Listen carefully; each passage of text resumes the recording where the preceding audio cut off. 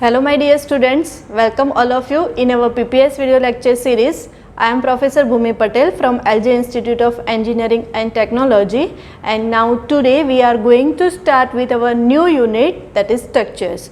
So first discuss about the array, because there is a main difference between array and structure that we have to learn first, and that is what here you can see the image. Array means what? It is a collection of elements with the same data type and using single name. Clear? That we are already learned in our previous lectures. But now we are moving onwards to the definition, that is structure, that is totally opposite to it. How? So here in an array we can combine the data with the same kind, but now suppose you want to store the data like your roll number and name, that is opposite. The roll number is in integer and name in a string. So that type of data you can combine or not. So it is possible only with the structures. So the limitation of array that we are already discussed is what? It only combines the same kind of data, but our new unit, that is structure, combines the data with a different types. Clear? So we have to learn this concept, and the topics to be covered in these units are like first the introduction to structures and its benefits. Then the second one is defining a structure and declare the structure variables. Third one is accessing the members of structures and initialize the value. Now the fourth one is an array of structures. Fifth one is a nested structure, and the last one is union and difference between structure and union. So the main difference between array and structures we are discussed. The second difference is what? When you are writing any of the program using array, then just we have to declare the array variables and then initialize the value. But now when you are moving onwards to the new unit, that is structures, now you have to learn three different methods. First we have to define the structures, then you can declare the structure variables, and then you can access the members of structure and initialize it. Clear? So second difference is, now before creating any program of structure we have to define first structures, that we have to discuss. Now see here the introduction. The definition just is same as it is a user defined data types, because now user can collect the multiple data items, but in case of array it is a derived data type. Clear? So the structure is a user defined data type that combines the multiple, or we can say that different types of data together. And see here the advantages using structures. First is you can construct, you can create any of the complex data type using structure. Second, as I told earlier, it combines the dissimilar data item together. And the last one is what? When you are creating any of the structures, you can use that structure multiple time in a different structure also, using just declaring its variable. Clear? So now move to the first part of our program, that is defining a structure. So how we can define the structures? For that we have to follow the syntax, like struct keyword first, that indicates the structure, and then the structure name, that depends on a user. It is similar to the function name, variable name. Suppose you want to create the structure for a student, then in that case your structure name will be student. Suppose you are writing for a book or for a employee, then the structure name will be changed.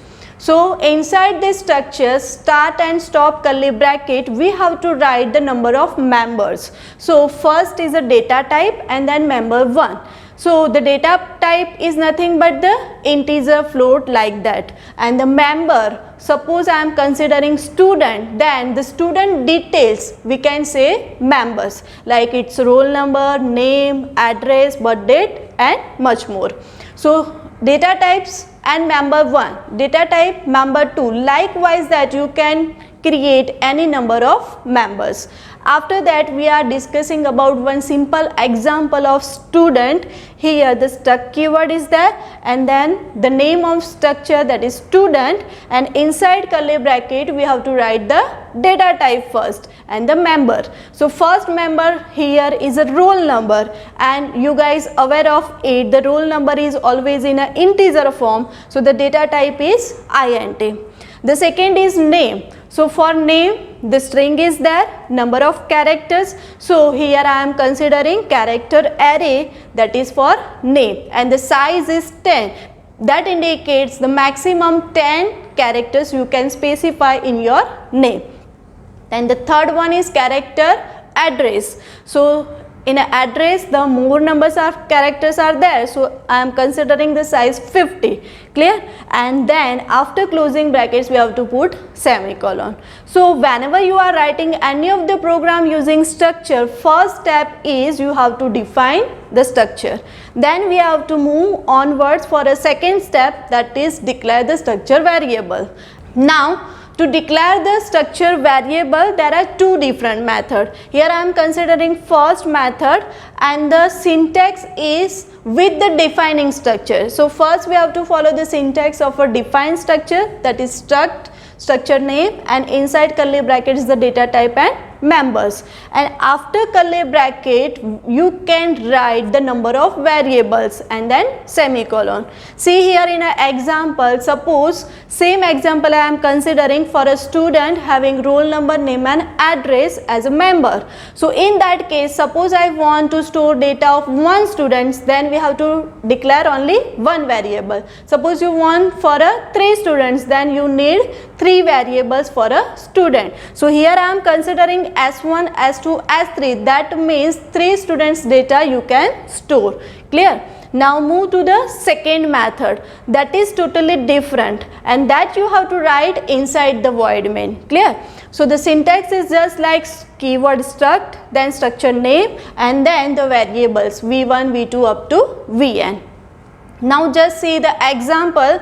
This method we have to use inside the void main, and whenever you are defining any of the structures, that you have to write before the void main. Clear? So before void main we are defining our structures. Let's see here in example, the struct student, and then inside curly brackets we are writing the 3 members, integer roll number, character name 10 and character address 50.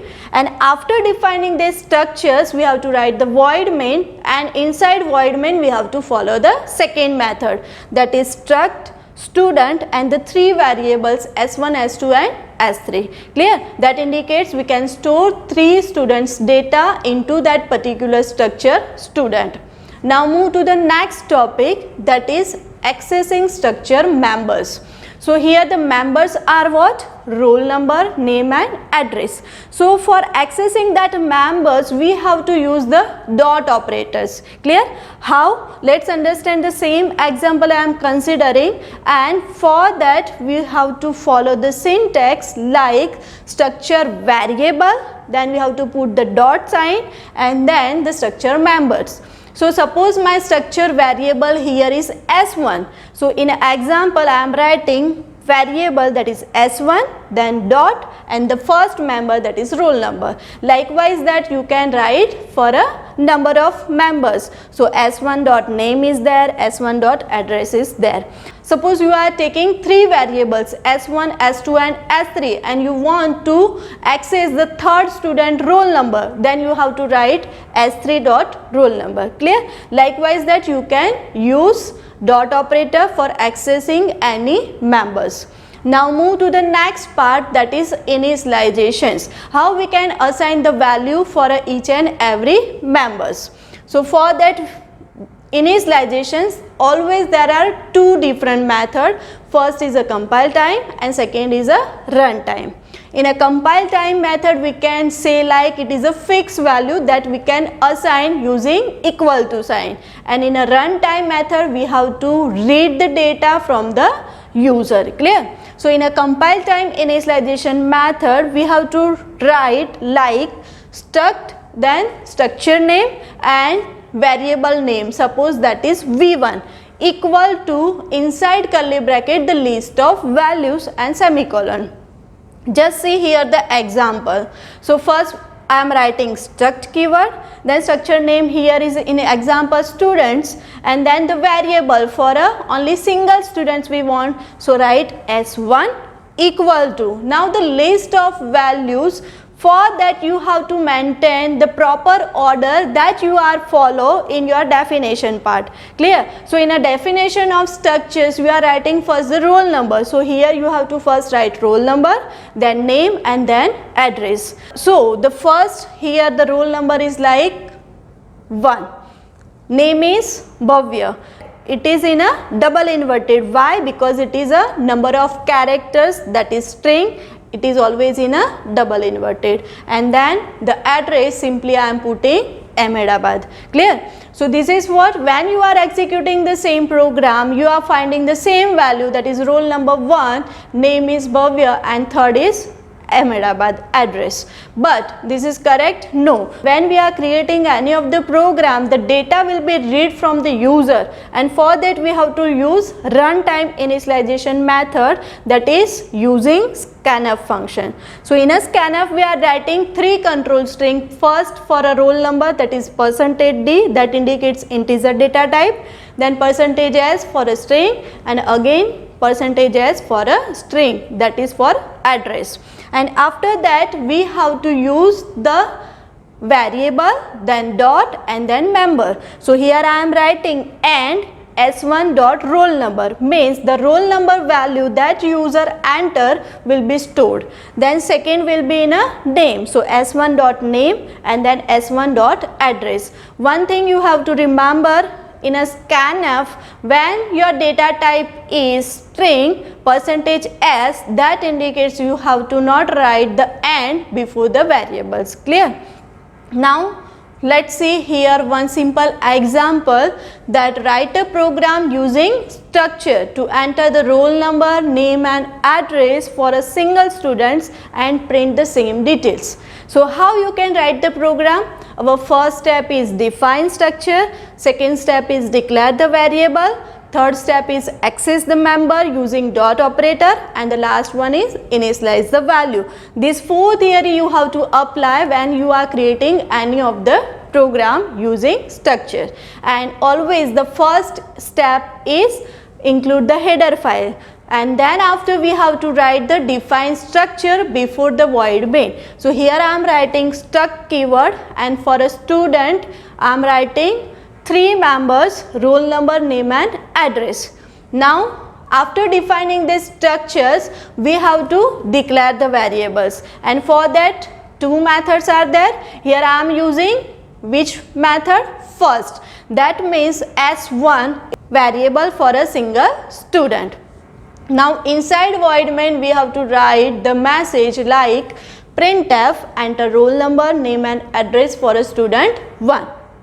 Then we have to read the data from the user using scanf function. So use the scanf function, and inside it we have to write %d for integer, %s, and then first is a S1 dot roll number, second is a S1 dot name, and third is a S1 dot address. So 3 value will be read from the user, and then after we have to print the same data that user have entered, and for that we are using 3 different printf statements. In a first printf we are writing like /n for a new line and /t for a tab, and before that we are printing like the message student details. So here the dash line is there, and then we are printing student details. So this is one simple message will be displayed on our output screen, and then after the printf will work same /n/t, and then roll number equals %d, and then which value we want to print here?